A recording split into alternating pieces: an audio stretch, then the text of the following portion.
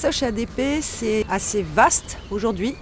C'est plus seulement l'environnement, comme ça a été défini il y a 20 ans. C'est à la fois l'environnement, c'est à la fois les relations avec les territoires, l'éthique, l'engagement du groupe. C'est un ensemble de données qui font qu'on tient compte de nos parties prenantes sur le territoire et qu'on n'est plus juste une entreprise qui fait du business et qui ne se préoccupe de rien d'autre. Le mécénat est particulièrement en pointe sur la RSE d'ADP. Un mécénat particulier d'investissement humain à travers 2 outils que sont le fonds de dotation de la communauté aéroportuaire de Paris qui réunit aujourd'hui à peu près une trentaine d'entreprises qui interviennent sur nos plateformes. Ça représente un certain nombre de salariés et avec qui nous portons collectivement des projets de formation et d'insertion des jeunes de nos territoires, sachant que nous sommes sur 2 des départements les plus jeunes de France, mais également avec des plateformes qui sont au milieu de quartiers politiques de la ville et avec un taux de décrochage scolaire malheureusement et de jeunes au chômage assez important. Donc l'enjeu, c'est de récupérer ces jeunes, les mettre dans des filières innovantes de formation, d'insertion sur les métiers de l'aéroportuaire, sachant qu'on a 3000 métiers sur les plateformes, donc c'est assez large. Et c'est un deuxième outil,